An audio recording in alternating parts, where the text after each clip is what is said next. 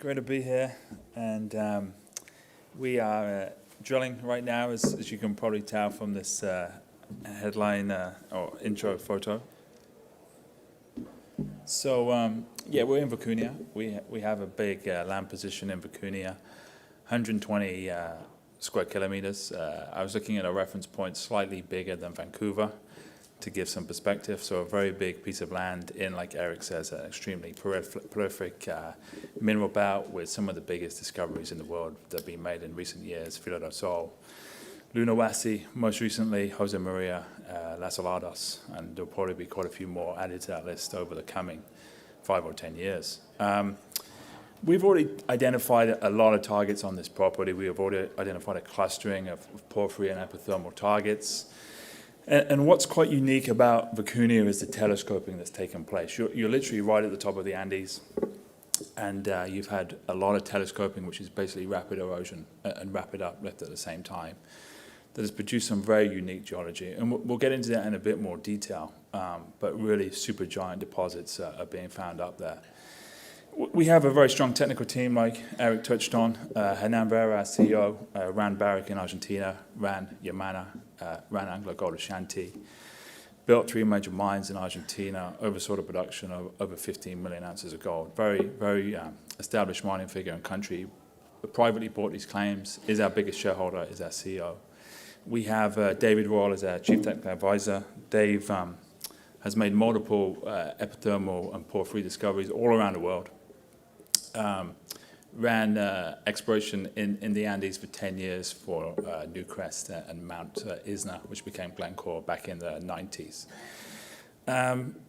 In total, 1/3 of the company is owned by the board. When we say insiders, that is literally the board that own 1/3 of the company, so very tightly held.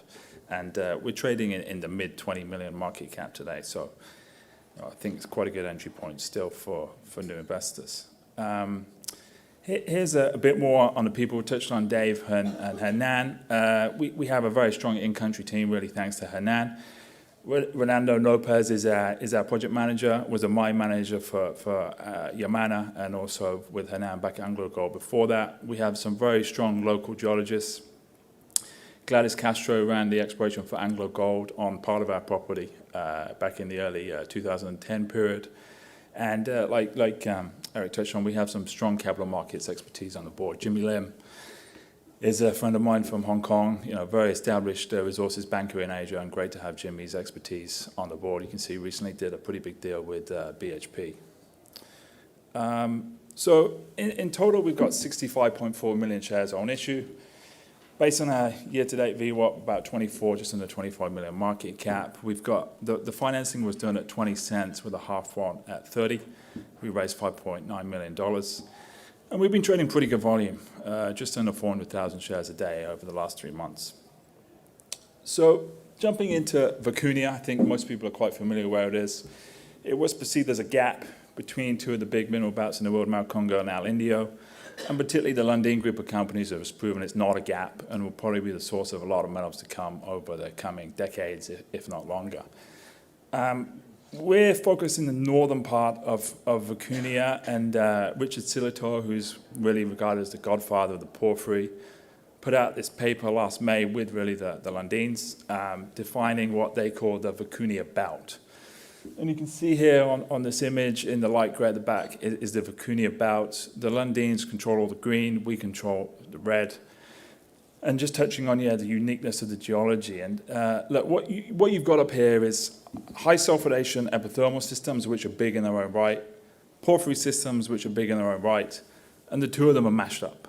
And you're creating these giant telescope systems, which are, very, very large mineral systems. So, this whole area is kind of viewed as potential giant cluster of these telescope systems. We have kind of confirmed this week in a very technical press release that we're quite comfortable to say we've hit a telescope system in one of our targets. And, probably you can see from all the red crosses on this area, there's probably quite a few more discoveries to come. So this is our property. The 4 red stars are the 4 priority drill targets that we have for this year.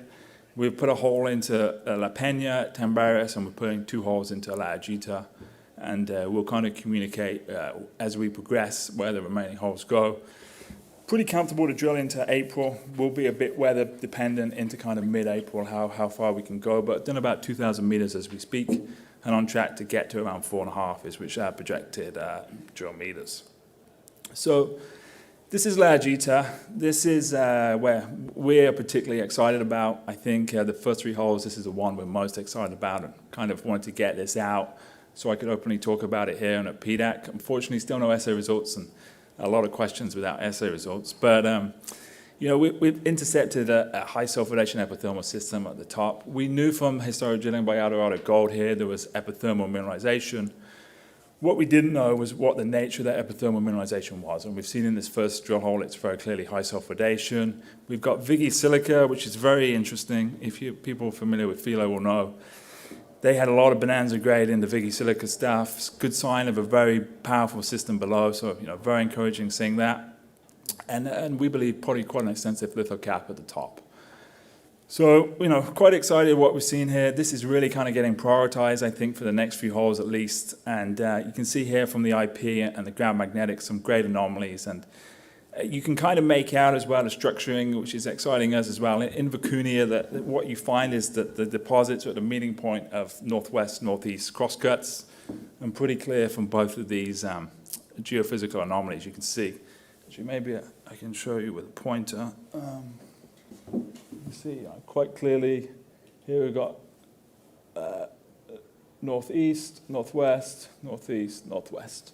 So, you know, nice structural setting as well, and you know, quite excited with this first hole, and very much want to see assay results from this first hole. Here's just some of the historic drill results that were done back in the mid-90s. And always gave us quite a level of comfort that there's good metal in La Gita, right? The other 2 targets we're drilling never had a drill hole into, but you can see here there's some good gold grades, there's some good silver grades, there's some good copper grades. So to have a system where we know it's good metal content always has given us quite a high level of confidence in this initial drill program. And definitely this area is becoming the core focus for us over the next few holes. Having said that, like we drilled first 2 holes into 2 very kind of virgin greenfield discovery targets, beautiful geological settings. The geological team very excited about both of them. This one is La Peña. You can see on the right side here, beautiful textbook bullseye magnetic anomaly. Again, you got the Vicuña structural setting, northeast, northwest crosscuts. Everything is aligning here. Our question is, has it got the grade, right? And that's what we want to know. And hopefully we know pretty soon from this initial drill hole, and we'll put, I think, at least one more drill hole into this this season. And then Tembarius is where we put the second drill hole. Again, beautiful geological setting, outcropping diorite porphyry, big magnetic anomaly. Again, same structural setting, really everything aligning. Again, has it got the grade is kind of what we want to know, and you know, we'll get an indication pretty soon from the first drill hole from there. So these are the first 3 targets we've done. We also have a target called Cerro Verde South we would love to drill. Again, pretty much a similar setup, you know, beautiful geology, and we'd really love to poke a drill hole or 2 into it, but really have to prioritize our drill meters for this year. So just to summarize, ongoing drilling until April, 4,500 meters. And then what we want to do is, you know, digest that, go back to the capital markets, raise more money, come back and do a much bigger drill program, focusing on 1 or potentially 2 of these targets later in the year. Where we are, you can only really work in the Argentinian summer, right at the top of the Andes. Like philo work all year round, but it's a lot more logistical headache and a lot greater cost. So for us, we'll be working Argentinian summer for the first few years, and you know, hopefully we go back, start November with a lot bigger drill program. So thanks for having me on the panel, Eric. Thanks for everyone listening, and you know, please reach out with any questions.